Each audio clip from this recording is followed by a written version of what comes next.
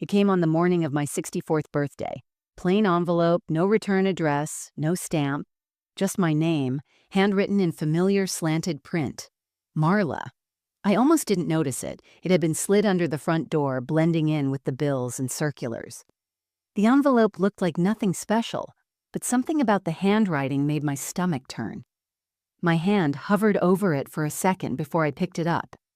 My heart was already beating faster.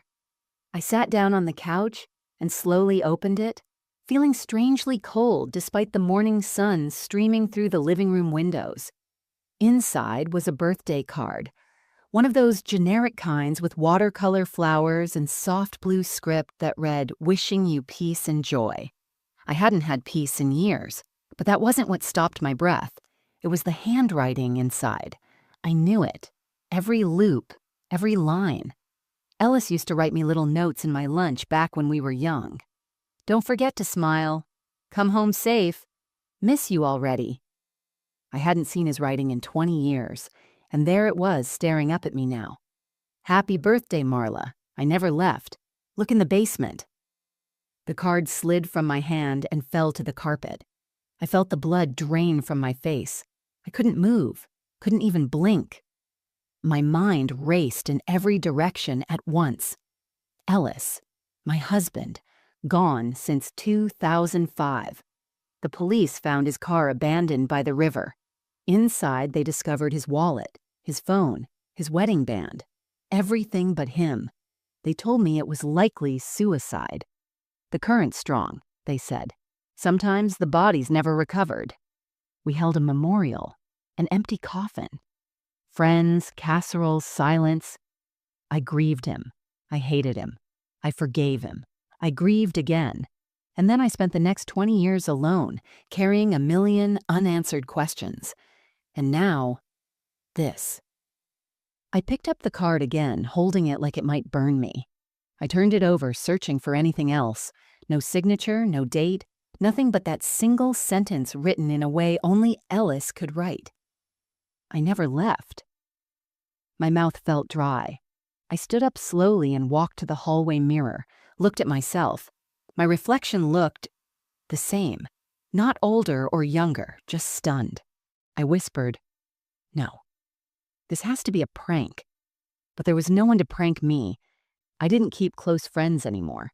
Brenna lived across the country now, and no one else even remembered the anniversary of his disappearance. I walked to the front door, opened it, looked up and down the street. No one, just the breeze rustling the trees. A stray newspaper still lying in the driveway. Who could have put it there? Who would?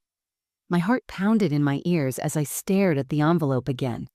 I turned and faced the hallway that led to the basement. That basement had been silent for 2 decades.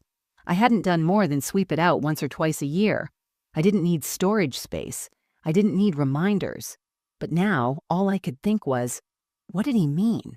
Look in the basement. Was it a metaphor? A threat? A cry for help? I didn't want to go down there, not alone, not without answers. But I also couldn't ignore it. And deep down, under the panic and the shock, there was something else. Hope. Not the innocent, joyful kind, no.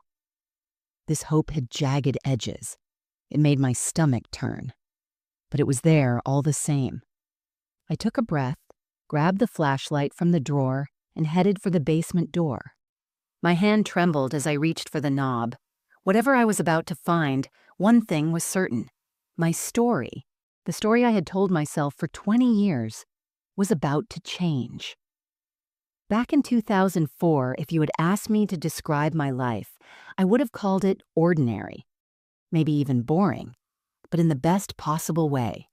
I was 43, married for over 2 decades to Ellis Granger, a man who folded his socks with military precision and always left 2 sips of coffee in the pot like it was some kind of ritual. We lived in a modest 3-bedroom house in a quiet Pennsylvania suburb, just far enough from the city to hear crickets at night. Ellis was a high school history teacher, beloved by students for his bad puns and obsession with presidential trivia. He never forgot to turn off the oven, always raked the leaves before the first frost, and didn't believe in replacing things until they truly fell apart. That included our 15-year-old dishwasher, and some might say our marriage. But we worked. We understood each other. We didn't fight. Not the loud kind, anyway. We made decisions together. We planned vacations around Brenna's school breaks. We had routines, rituals, and quiet jokes only the two of us understood. I was working part-time at the local library back then. My world was small but peaceful. Mornings started with Ellis reading the newspaper and me packing his lunch, always turkey and Swiss, apple slices, and a peanut butter cookie I knew he'd give to a student who looked like they needed one. Evenings were quieter. Dinner, dishes, and then sitting on the porch while he graded papers and I read mystery novels. Our daughter Brenna was in her second year at college in Vermont, majoring in environmental science. She called twice a week, always with some new update about composting or protests or a professor she admired. I missed her terribly, but I was proud. Ellis was too, though he never said it quite like I did. His way of showing love was more practical, sending her extra socks in the winter, mailing articles clipped from the newspaper. "She'll know I'm thinking of her," he'd say. Looking back, there weren't fireworks in our marriage, but there was comfort. And comfort, when you've been with someone long enough, feels like love. Every Friday night, we ordered from Sal's Pizza. We didn't even need to ask each other what we wanted. Half mushroom and black olive for me, plain cheese for him. He always picked the movie, usually something with spies or submarines, and I always fell asleep halfway through. He'd nudge me awake when the credits rolled and say, "You missed the best part," like he always did. On Sundays, we'd walk to the farmer's market, hand in hand. He always carried the bags, even when I offered. We never talked about anything groundbreaking, usually weather, neighborhood gossip, whose kid was getting married. But I never felt bored. I felt safe, held, like the world could change around us, but we'd stay the same.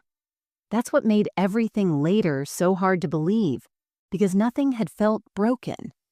Not really. There were no slamming doors, no whispered phone calls in the middle of the night, no lipstick stains on collars. He was just there. Consistent. Predictable. Mine. When people talk about the signs, they always say, "Weren't there any hints?" And I've thought about that question more times than I can count. Maybe there were. Maybe they were so small I blinked and missed them. Or maybe, and this is what haunts me, maybe he truly was everything he appeared to be, until he wasn't. The last birthday I spent with him was my 44th. He took me to a little diner outside of town. Nothing fancy, just pancakes and coffee. But he made sure they put a candle in my slice of apple pie. The waitress sang off-key and everyone clapped, and Ellis squeezed my hand under the table and said, "You're still my favorite mystery." I smiled at that. It was the kind of thing he said often, a little cheesy, a little cryptic. At the time, I thought he meant I surprised him, kept life interesting. Now I wonder if he meant something else entirely. But in that moment, in that diner, I believed in us. I believed in our life, our story. I believed that no matter what came next, retirement, getting older, maybe becoming grandparents, we'd face it together. I never imagined that less than a year later, he'd be gone. Or that 2 decades after that, I'd be standing in our living room, holding a card that would unravel everything I thought I knew about him and myself. The first red flag came quietly. No big fight, no dramatic confession, just a forgotten dinner. It was the evening of our 24th wedding anniversary, September 12th, 2004. I remember because I'd circled it in red ink on the kitchen calendar months in advance. I'd made reservations at a small Italian restaurant in town, the one where we'd celebrated our 10th and 15th anniversaries. I put on the same blue dress he once said made my eyes look like summer skies, and even wore lipstick, something I hadn't bothered with in years. Ellis wasn't home when I got dressed. I figured he'd gone to pick up a gift or maybe stopped to grab flowers. I set my phone on the windowsill and waited. 6 o'clock passed, then 6:30. At 7, the restaurant called to confirm if we were still coming. I tried calling Ellis, straight to voicemail. By 8, I was still sitting on the edge of our bed in full makeup and heels, staring at the front door like it might open on its own. My heart wasn't racing.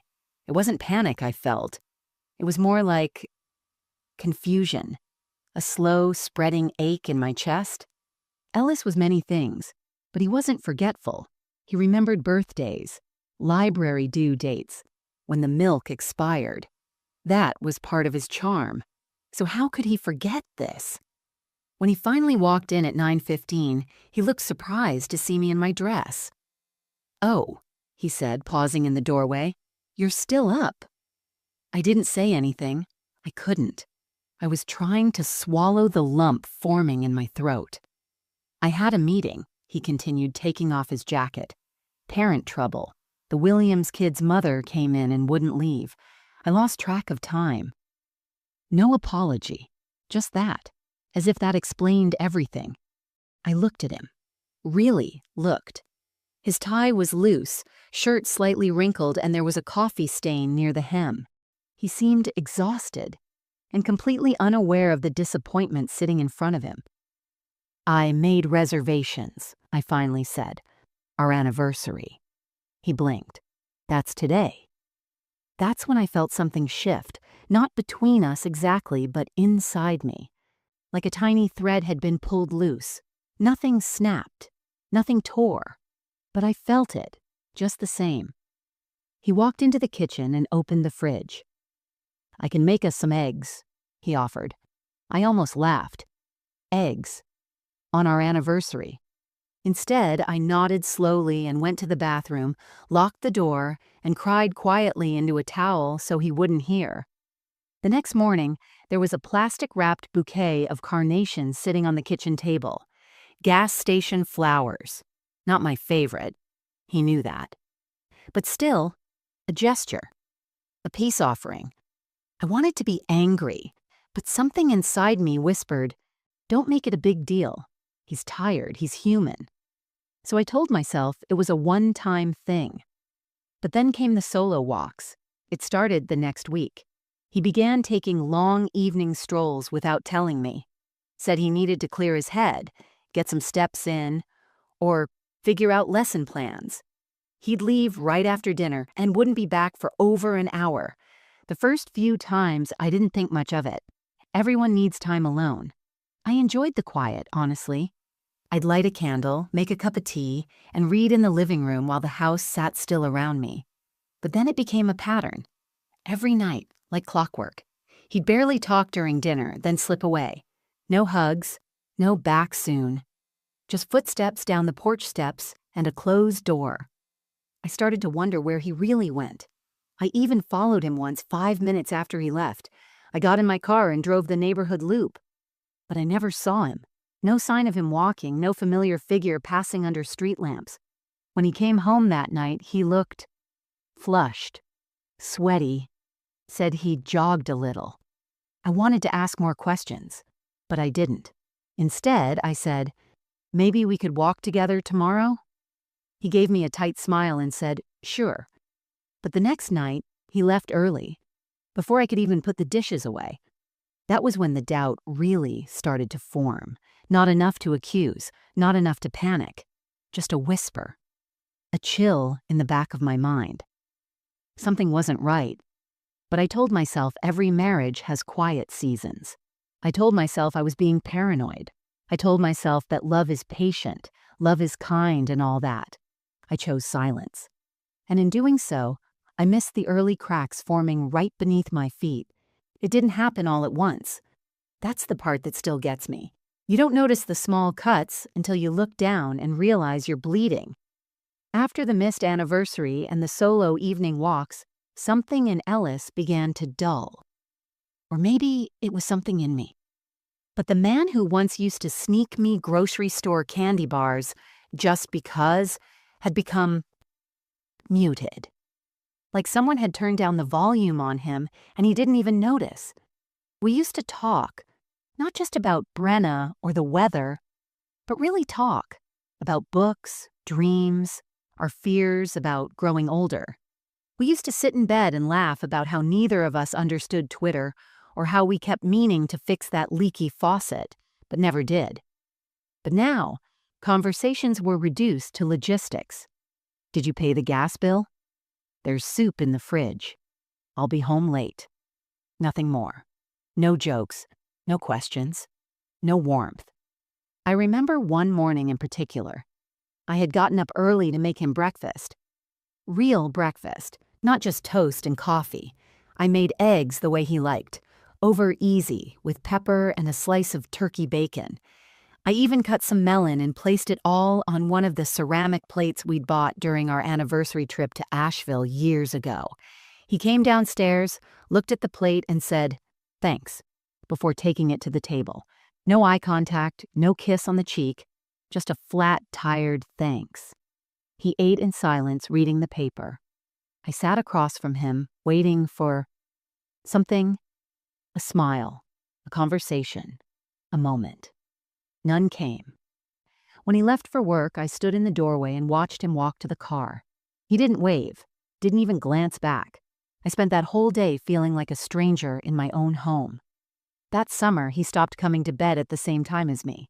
At first, he said he was grading papers late. Then it became, couldn't sleep. Then I'd just find him already asleep on the couch when I came downstairs in the morning. I tried to initiate things. I'd put on the old music we used to dance to in the kitchen. I'd reach for his hand when we were walking down the driveway. I even suggested a weekend getaway, just the two of us. He smiled at that one. A strained, polite smile. "Things are just really hectic right now," he said. They were always hectic. Eventually, I stopped trying. Not out of anger, I wasn't angry, I was tired. Tired of reaching across a widening gap and never feeling his hand meet mine. The hardest part wasn't the loneliness. It was the invisibility.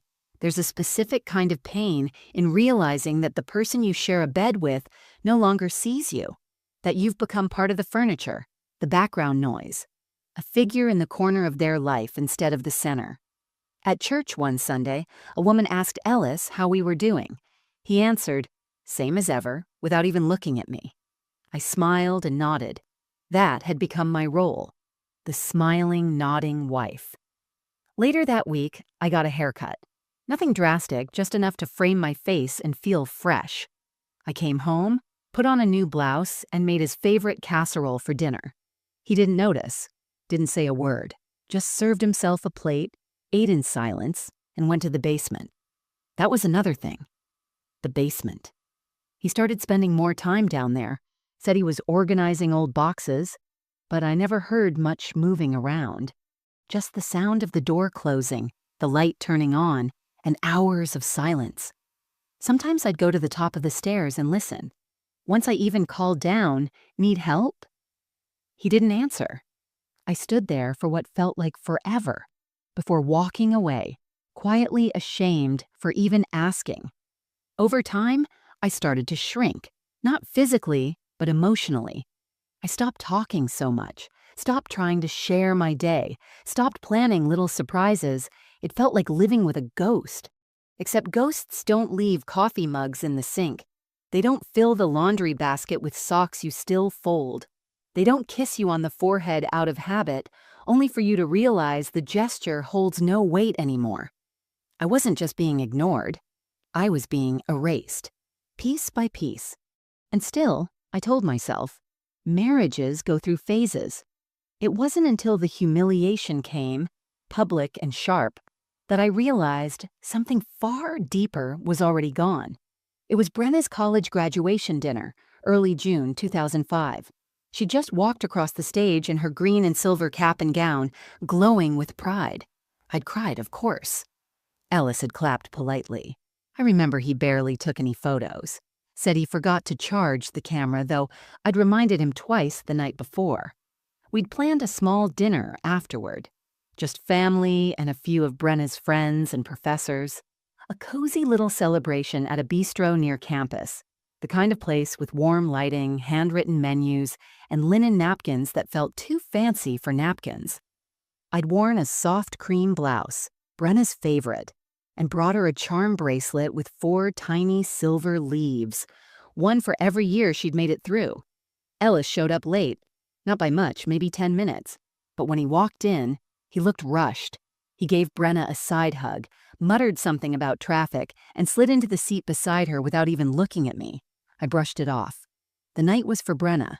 Everything felt a little off, though. He kept checking his watch, glancing toward the entrance like he was expecting someone else to arrive.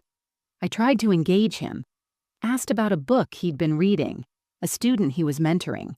He gave short answers, polite but distant. His tone was clipped, like he couldn't spare the energy for full sentences.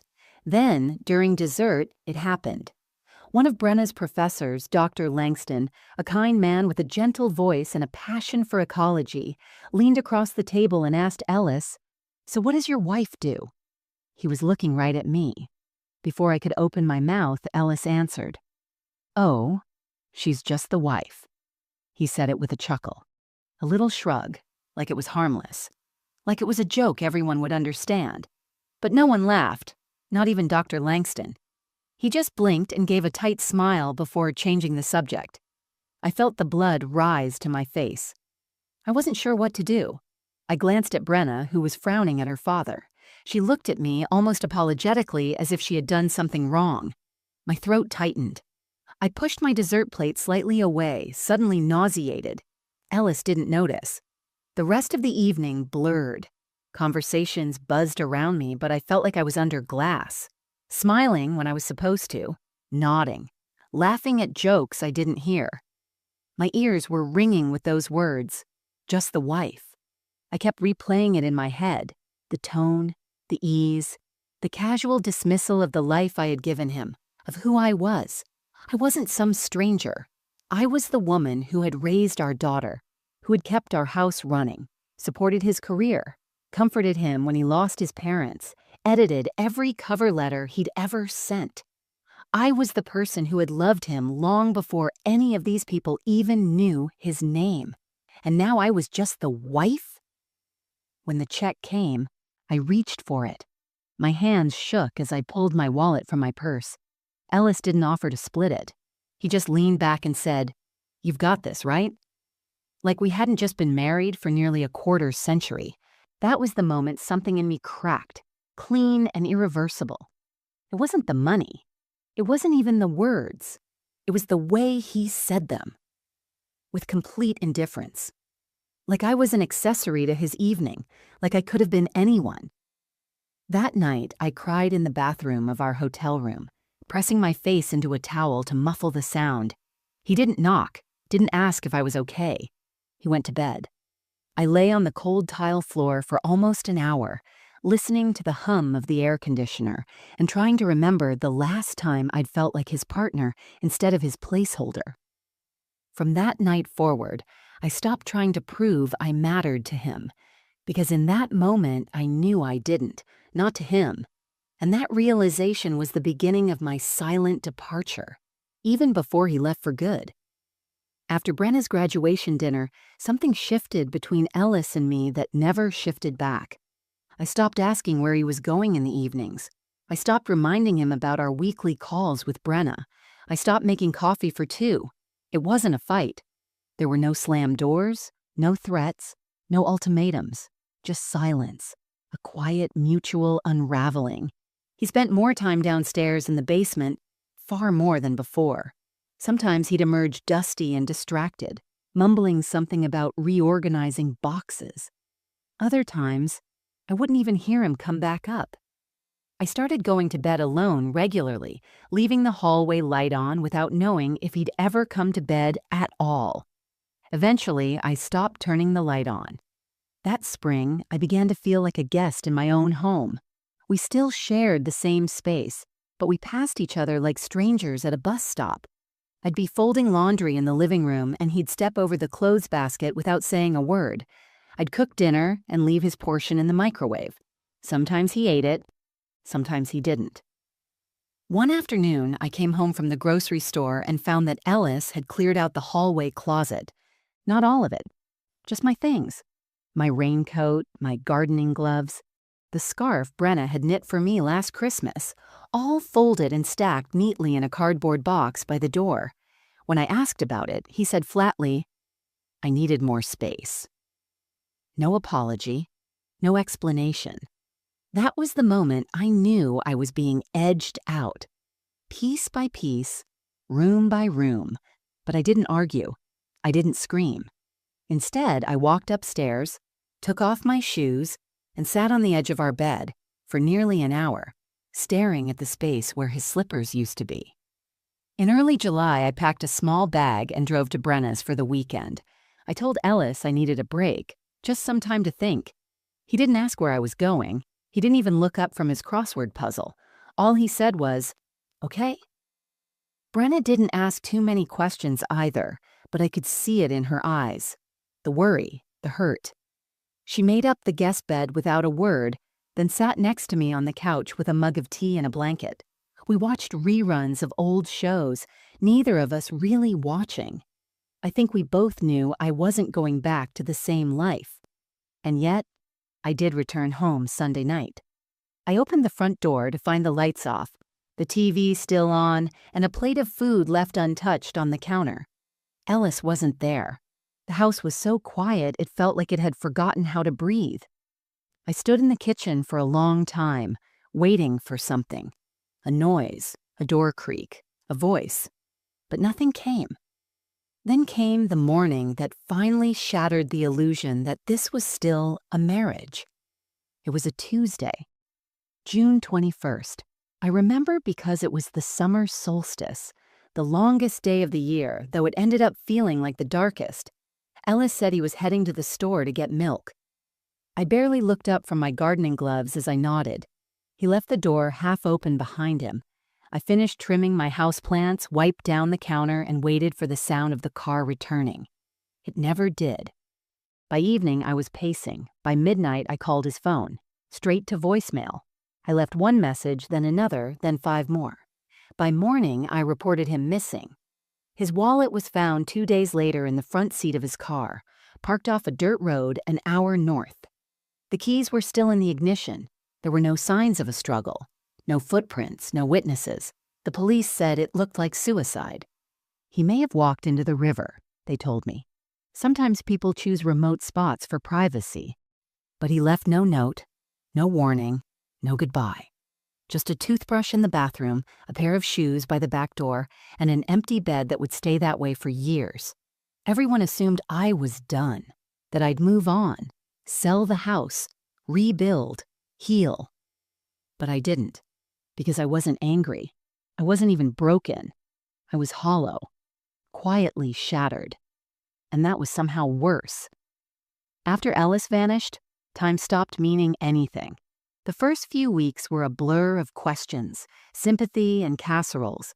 People I hadn't spoken to in years sent cards. Brenna flew in and stayed for a while. The neighbors mowed my lawn without asking. Church ladies dropped off tuna noodle bake and peach cobbler with handwritten prayers taped to the foil lids. But by the second month, the calls slowed down. By the third, people stopped asking for updates. You'll get through this, they'd say. Or worse, maybe it's a blessing in disguise. No one says that out loud to a widow, but I wasn't a widow, not technically. I was something else, something harder to define. A wife with no husband, a life on pause, a question with no answer. I didn't have a funeral, not right away. For months, I refused to believe he was gone. My brain kept twisting logic into knots. Maybe he'd had a breakdown. Maybe he was in a hospital with amnesia. Maybe he'd run off and regretted it. Every time the phone rang, a tiny part of me thought it would be him, explaining, apologizing, coming home. But the phone only ever brought bills, telemarketers, or worse, silence. Eventually, I gave in to the pressure. We held a memorial. No body. Just a framed photo of Ellis from our last vacation in the Poconos, standing on a dock, waving, smiling like nothing was wrong. I stood beside that picture and shook hands with people who told me how strong I was. I don't remember anything I said. I just remember the weight of my black dress and how Brenna gripped my hand so hard it left crescent marks on my skin. After the service, I went home and crawled into bed with all my clothes still on. I stared at the ceiling fan and listened to it click, click, click as it turned, hypnotizing me into stillness. I stopped answering the door, stopped checking the mail, stopped going to the grocery store. My fridge filled with spoiled leftovers and expired yogurt. I survived on saltines, canned peaches, and black tea. Sometimes I didn't eat at all. I let the garden go. The weeds grew wild, creeping over the stone path we'd laid together years ago. I watched them swallow the flowers one by one from the kitchen window, too tired to stop them. At night, I'd sit in his chair by the fireplace, clutching one of his old sweatshirts like it might still carry his scent. It didn't. It smelled like dust and fabric softener. Still, I held it. Sometimes I spoke to it, asked questions no one could answer. Why did you go? Did you hate me? Did I miss something? The house groaned and settled around me, like it had its own grief to bear. Worst of all was the basement. I avoided it like it was haunted. That door stayed shut for months. I told myself it was just storage, just clutter, just shadows. But deep down, I couldn't shake the feeling that something lived down there, so not Ellis, not literally, but the version of him I could never reach. The answers, the truth. His absence filled that space like a fog. The one time I did go down, I only made it 3 steps before I turned back. The air was too heavy, the silence too loud. By the time the first anniversary of his disappearance arrived, I hadn't stepped out of the house in weeks. My clothes hung off me. My reflection looked like a stranger, pale, tired, older than I remembered being. That night, I sat at the kitchen table with a single candle lit. I poured myself a glass of wine and toasted the empty chair across from me. "Happy anniversary," I whispered. My voice cracked on the second word. Then I blew out the candle. And for a moment, I considered blowing out everything else, too. I didn't, not because I was strong, but because I was too numb to move. I had reached the bottom, and it wasn't fire or chaos or screaming. It was quiet. It was the kind of silence you can't fill with music or prayer or casseroles. It was the silence of knowing you were never really seen. And now, there was no one left to see you. I didn't know it then, but something in me had already started to shift. Very slowly, quietly. In that pit of silence, a seed had been planted, and years later, it would bloom, with a single line in a birthday card that would change everything. The card arrived on the morning of my 64th birthday, slipped under the door like a secret no one wanted to deliver in person. By then, life had resumed, not the life I once had, but a quieter version. I spent my days gardening, reading, avoiding the rooms that still echoed with Ellis's ghost. I didn't expect much from birthdays anymore. Just a call from Brenna, maybe a slice of cake if I remembered to bake one. That morning, I was in the kitchen making tea when I saw the envelope on the floor. No stamp, no address, just my name, Marla. Written in handwriting I hadn't seen in 20 years. I stood frozen, staring at it for so long the kettle began to shriek behind me. The whistle jolted me, but my eyes stayed locked on the envelope. My fingers trembled as I picked it up, slowly peeling it open like it might explode. Inside was a birthday card. Generic, pastel, cheap. But the words inside made my knees buckle. "Happy birthday, Marla. I never left. Look in the basement." I dropped the card. Not because I was afraid, not exactly, but because the room felt like it had tilted sideways, like gravity had changed without warning. I had spent 2 decades believing Ellis was dead. 20 years imagining his final moments, picturing a river, a body lost to current and time. 20 years building closure out of silence, and now this.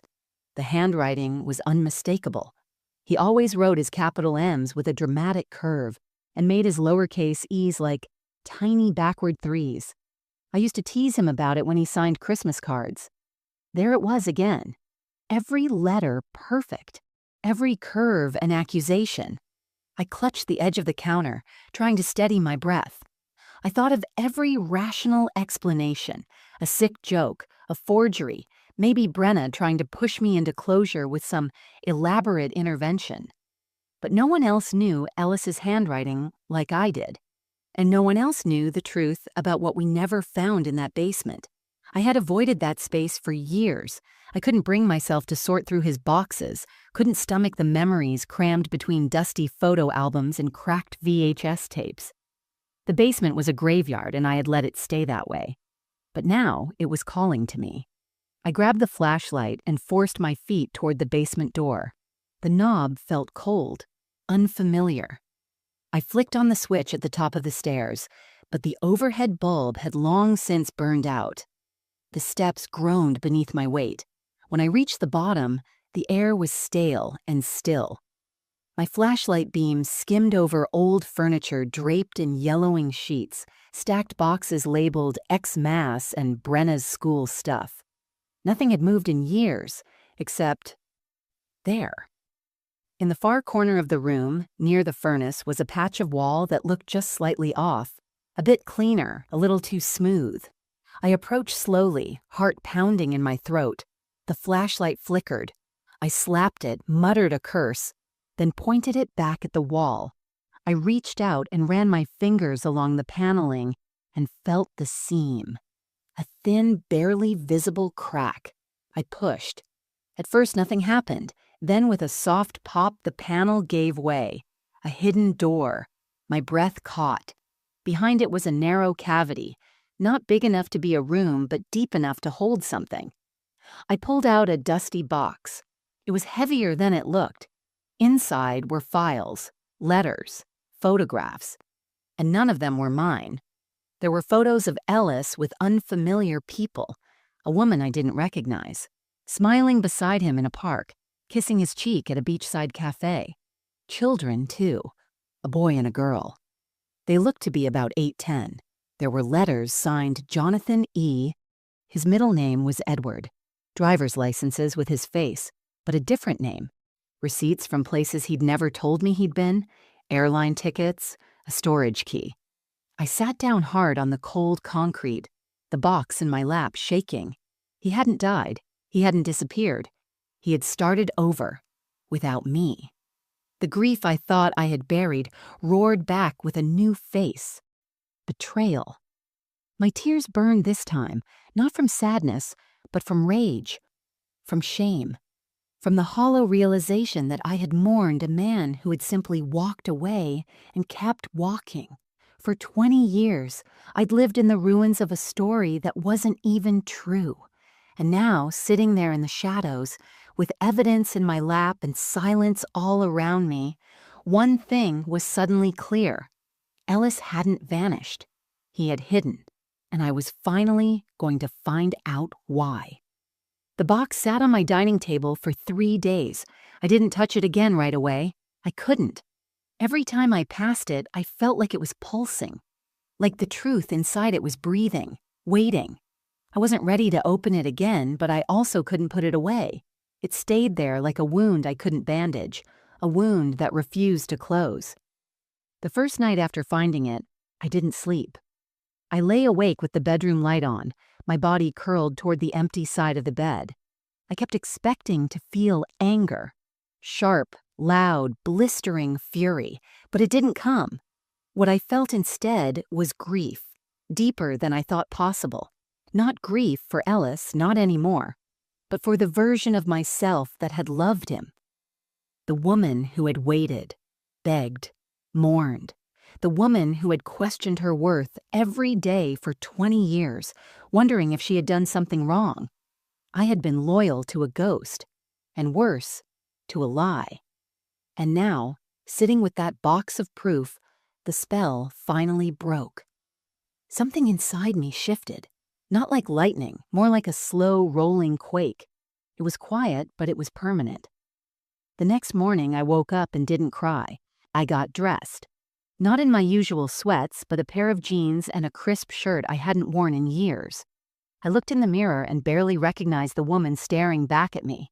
She looked tired, but there was something else under the surface, a steadiness I hadn't seen in decades. I poured a cup of coffee, sat at the table, and finally opened the box again. This time, I didn't flinch. I studied every document. Letters from a bank account I didn't know existed.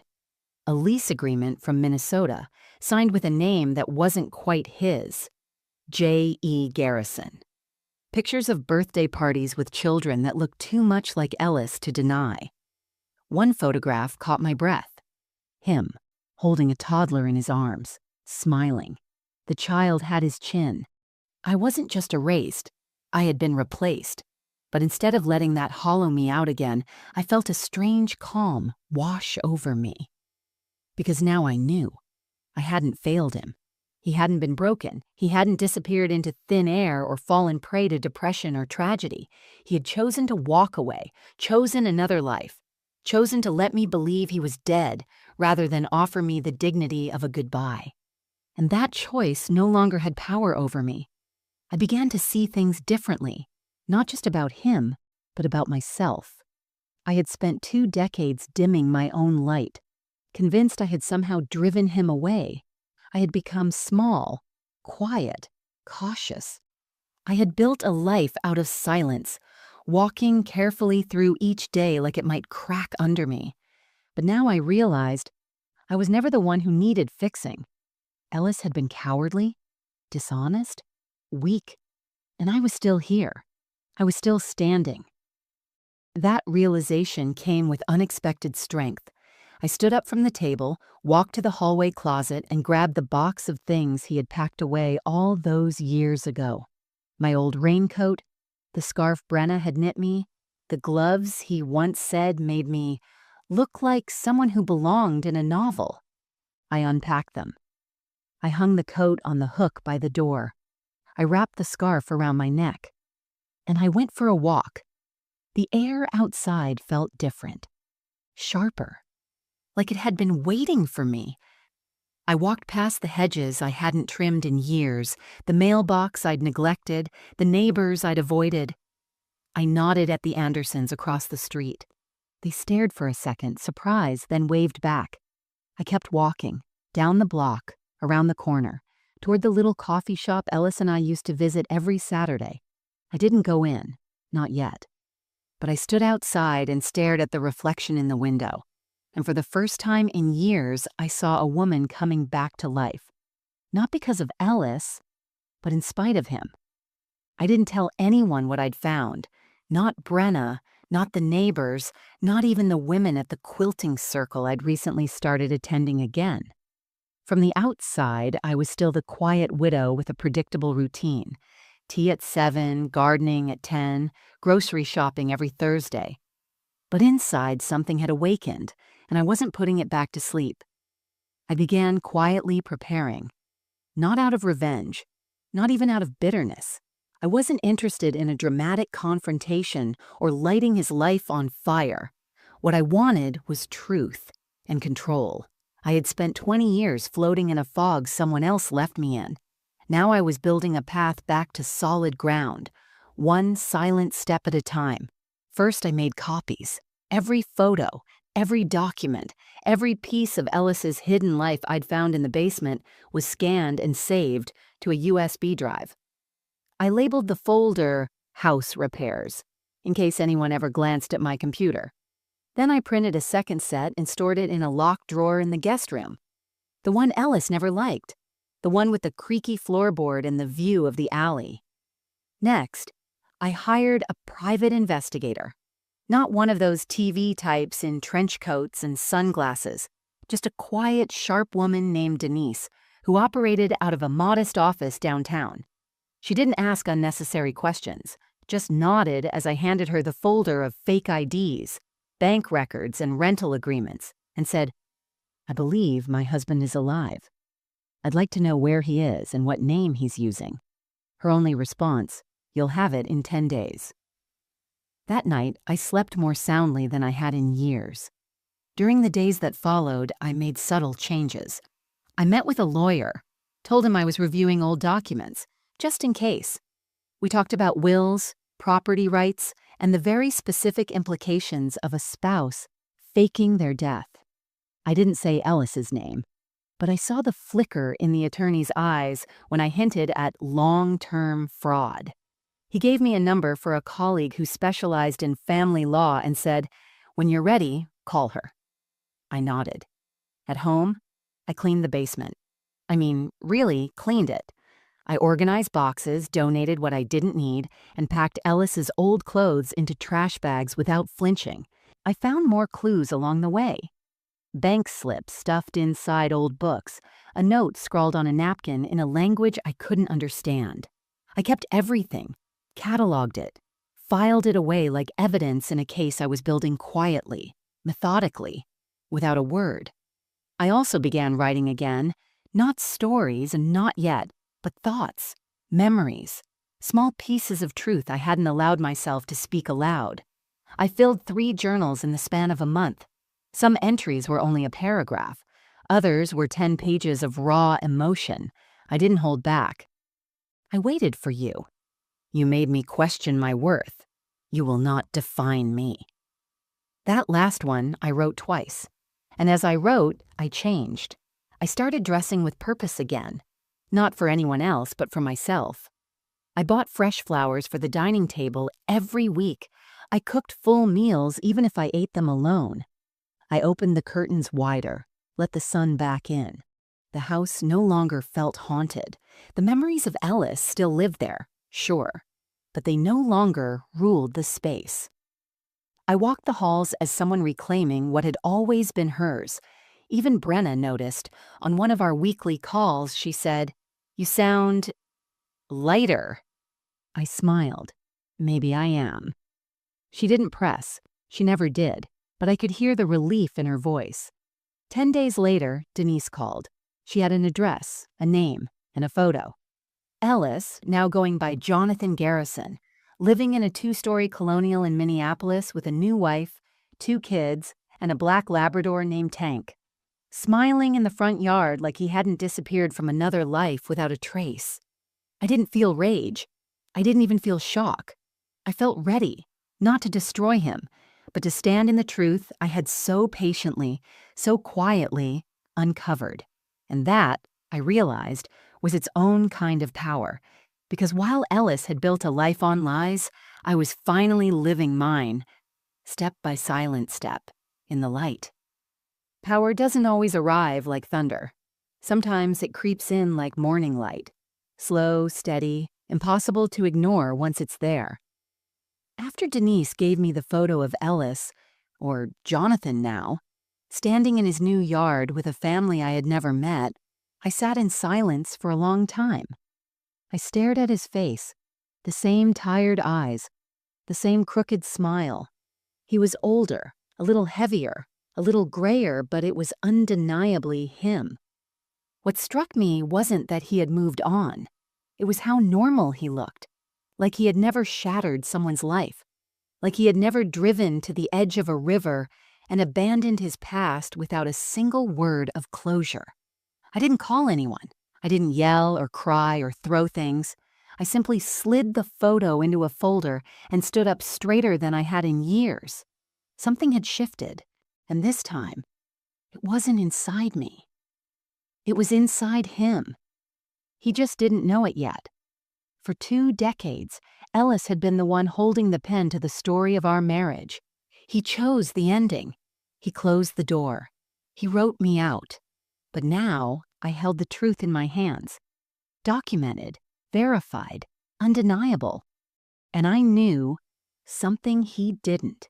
He wasn't untouchable anymore. I didn't need to scream to reclaim my dignity. I didn't need to destroy his life to repair mine. All I needed was clarity. And now I had it. I began taking small, deliberate steps. I updated my will, removing his name and any reference to next of kin. I drafted a formal statement of abandonment, notarized and filed. The lawyer helped me start proceedings to declare him legally alive. Not because I wanted anything from him, but because I wanted everything back that he had left me tangled in. The confusion, the limbo, the legal fog of a missing spouse that had clung to me for years. He thought I was still standing in that fog, but I wasn't. I was on solid ground, and the ground beneath him was about to get shaky. Meanwhile, I went about my days like usual. I baked muffins for the church bake sale. I helped Brenna pick out baby shower gifts for her best friend. I smiled at the cashier at the market. No one suspected that anything had changed, but everything had changed. One afternoon, I visited the bank where we used to have a joint account. I calmly presented the documentation showing he was alive, evidence of his false identity, the fact that he had never legally divorced me. The banker looked stunned but professional.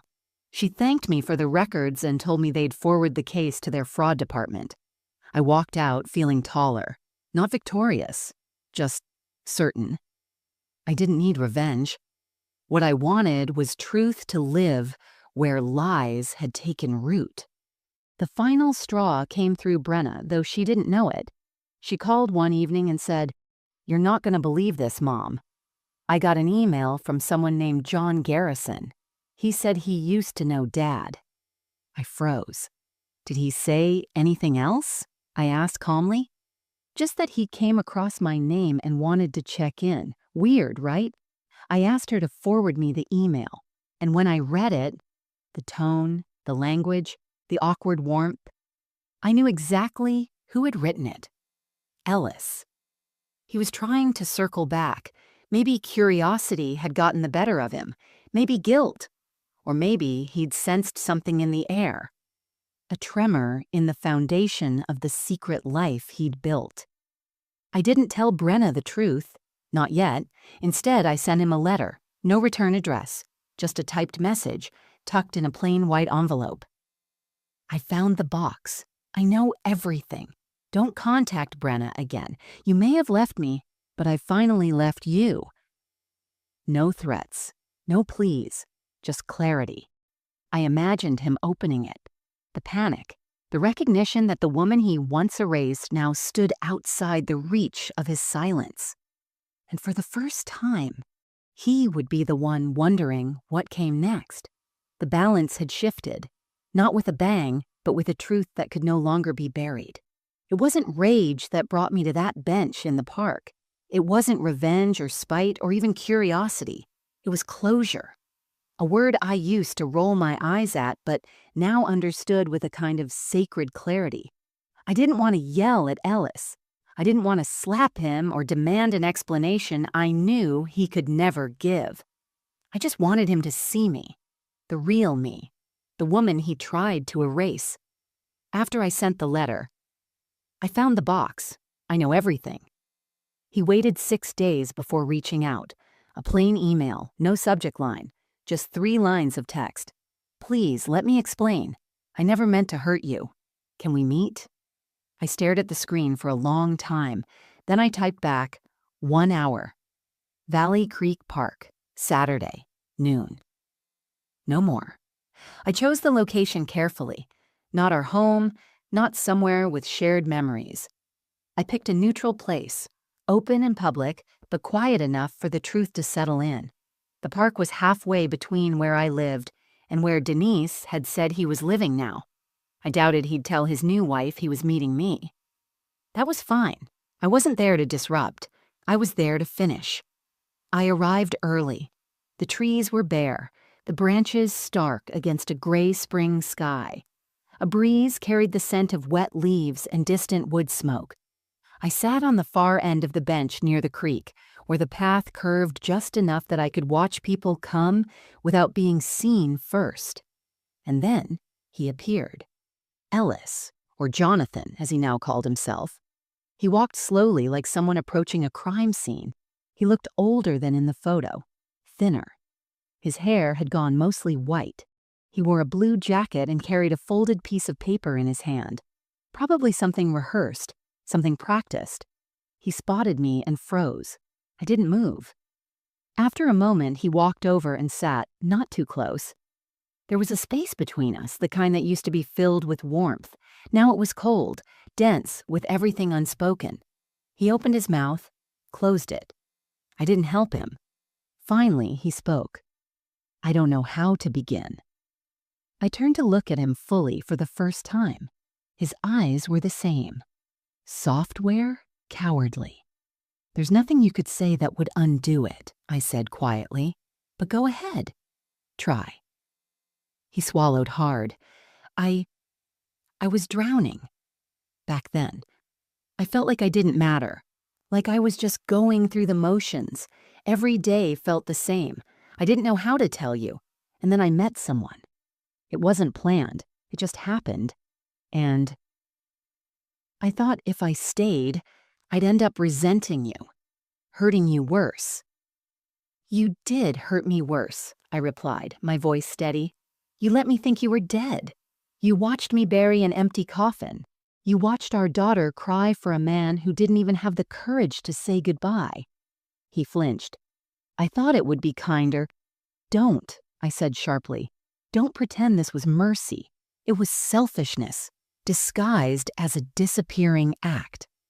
He stared at the creek, ashamed. I didn't contact Brenna again, he said. I promise. I thought maybe after all these years, I'm not here to reconcile, Ellis. He looked at me again, truly looked. I'm here because I want you to see what you tried to bury. I leaned in slightly, not with anger, but with gravity. I lived with your ghost for 20 years. I questioned everything. Who I was, what I did wrong, whether I'd imagined it all. I held a funeral for a man who chose to vanish rather than be honest.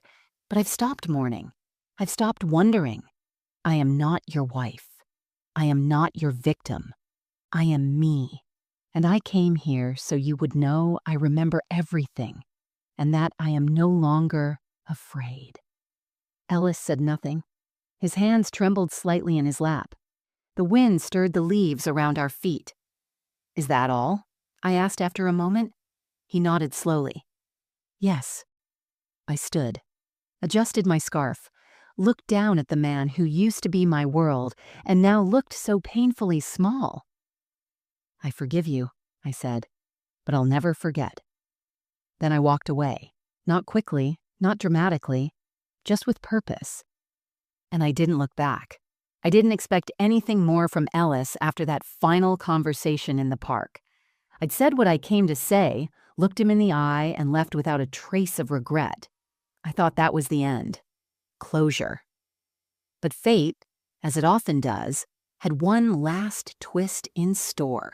Not loud or cinematic, but poetic, and just sharp enough to taste like justice. 2 weeks later, I got a call from my lawyer, Judith, a woman with ice blonde hair and a voice like glass. She spoke with precision, no filler, no hand-holding.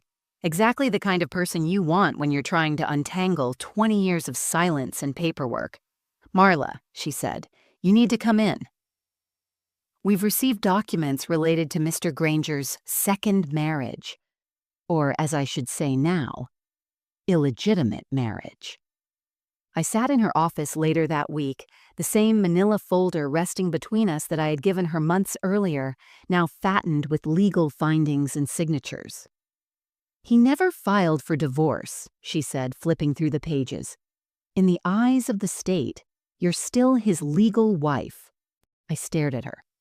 So he committed bigamy? Yes, and not only that, he opened several joint financial accounts under a false identity while still legally married to you, which could be considered fraud, tax fraud, identity misrepresentation, possibly even insurance fraud, depending on what claims were made under his death. My first instinct was disbelief. After all the pain, the silence, the abandonment, he had been the one breaking the law all along. Do you want to press charges? Judith asked. I paused. The thought of courtroom drama, of dragging his second family through the mud, made my stomach turn. I didn't want to punish innocent people. I didn't want to become the monster he feared enough to fake his own disappearance. No, I said. I don't want a trial.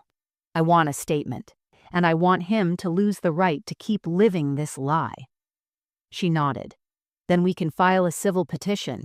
You'd be within your rights to void his second marriage, reclaim property, and submit a formal record that invalidates any legal claims he's made under false pretense. 2 weeks later, Ellis, or rather Jonathan, received formal notice. The petition stripped his second marriage of legal status. His bank accounts were flagged for review. His name entered a fraud registry. Quietly, carefully, without fanfare, the life he built on the bones of my grief began to unravel. But that wasn't the part that felt like justice. That came the day I got a letter in the mail, not from Ellis, from her, Mara Garrison. The woman he'd married under false pretenses. The woman who, for nearly 20 years, had lived the life I thought I'd lost. The letter was handwritten, cautious, respectful. It began like this: "I don't know you, but I owe you an apology." She explained how Ellis had confessed everything to her after receiving the legal notice. She had been devastated, not just by the lie, but by the decades of betrayal, by the way he had disappeared from an entire life and let another woman carry the weight of his absence. She said she found the files he kept hidden, the notes I'd uncovered years later. She had confronted him, and he had finally admitted the full truth. She wrote, "I married a man I didn't truly know, and you lived a life wondering where he went. I am sorry for my part in that, even if it was unknowing. I want you to know, he's gone now. I've asked him to leave. The children and I will be rebuilding, just like you did. I hope one day your story brings you peace." I read the letter 3 times.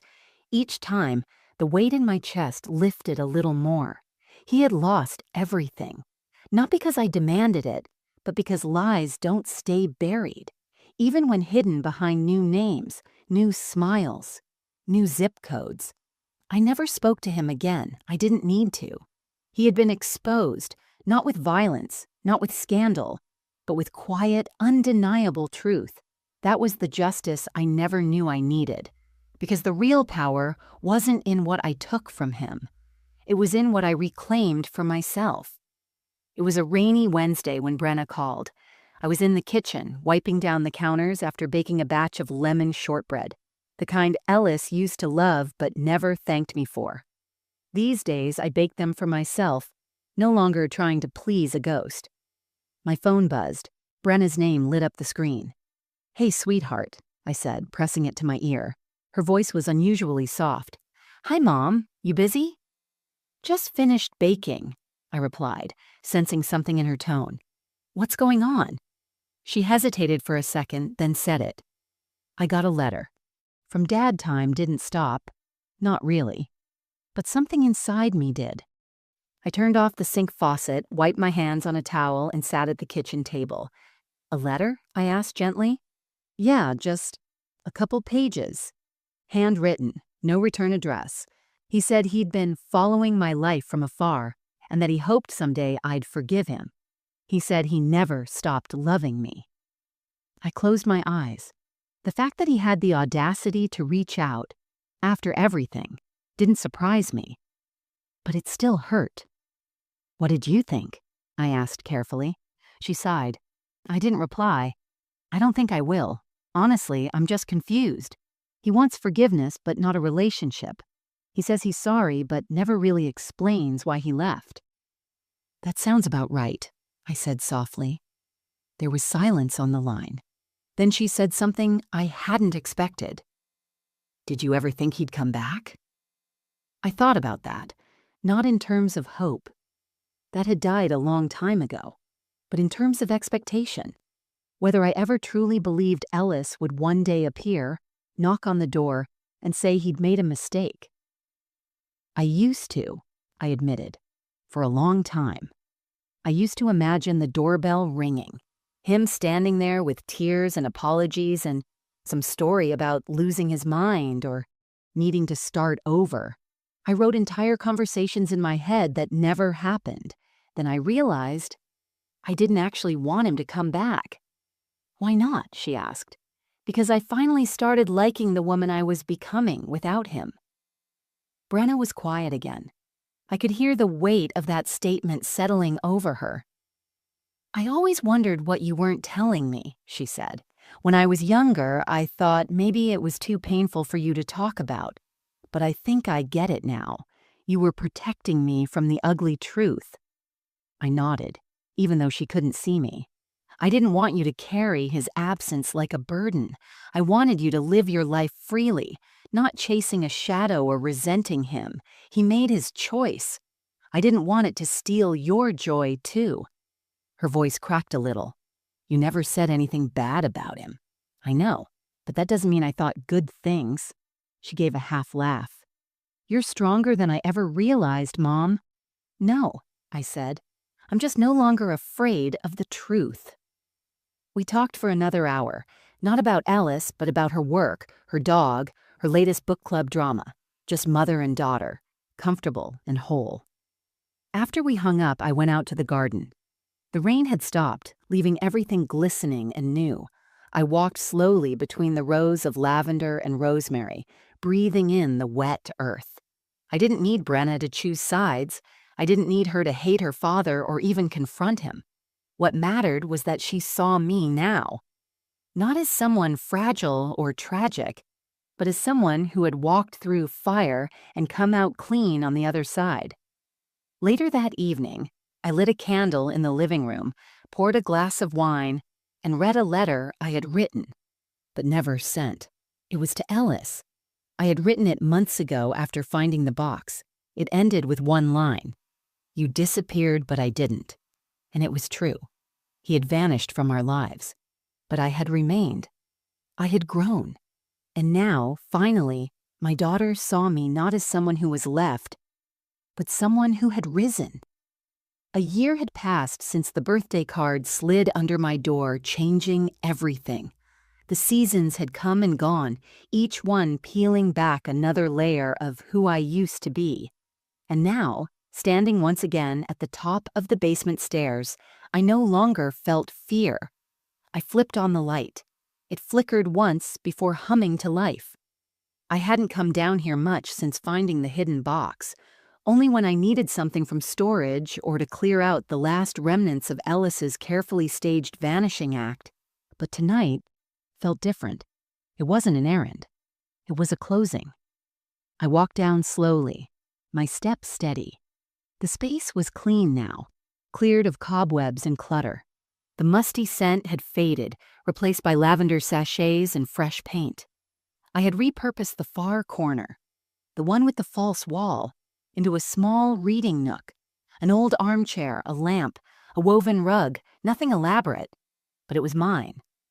I sat in the chair and looked around, my fingers curled around a cup of peppermint tea. A soft rain tapped on the small window near the ceiling. The same window I used to avoid looking at, afraid it might reflect the face of someone who disappeared. Not anymore. I thought about the woman I used to be, the one who stood in this very space with shaking hands and a box full of betrayal in her lap. She had lived in mourning, not just for a man, but for an entire version of her life that never truly existed. And I mourned for her, not with sadness, but with respect, because she survived what could have hollowed her out completely. She didn't just endure the silence, she built a new voice inside it. I used to think closure meant answers, a confession, a perfect full circle ending. But now I know better. Closure is a choice. It's walking through the same door that once broke you and realizing it no longer holds any power. I had spent years living in half-light, tiptoeing around grief, waiting for something that would never return. Ellis had written his own exit, thinking he could leave without consequence. But the truth has a way of surfacing. Not always with drama, but with certainty. And once it arrives, it doesn't leave room for shame or denial. It just is. I no longer carried questions like chains. Where did he go? Why did he leave? What did I do wrong? Those questions had once been my companions. Now they were ghosts that didn't know they were dead. I thought about Brenna's voice on the phone that day, filled with cautious concern, then quiet admiration. How she'd seen me fully for the first time, not just as Mom, the constant, the comforter, the one who kept everything stitched together, but as a woman who had lost, broken, rebuilt, and kept going. That was what mattered in the end, not the fall, but the getting up. I looked around the basement once more, at the boxes now labeled clearly, at the shelves that held pieces of my past but no longer defined me, at the soft glow of the lamp, casting light into the corners where darkness used to settle. And then I reached into my pocket and pulled out the card, the one that started it all. It was creased now, the edges worn from being opened and shut too many times. I held it for a moment, then stood and walked to the fireplace I had installed last fall. Small, electric, just enough to warm the room. I turned it on, watched the soft flames flicker, and I placed the card into the fire. It curled quickly, blackened at the edges. The words, "I never left." Look in the basement disappeared into smoke and ash. He was right in a way. He never really left. Because I carried the wound of his absence for years. But now I was choosing to let him go. Not for him, for me. The ashes drifted upward and vanished. I smiled. Then I walked up the stairs, flipped off the light, and closed the door behind me. Not because I was afraid of what was down there, but because I had finally brought the light with me, and I no longer needed to look back.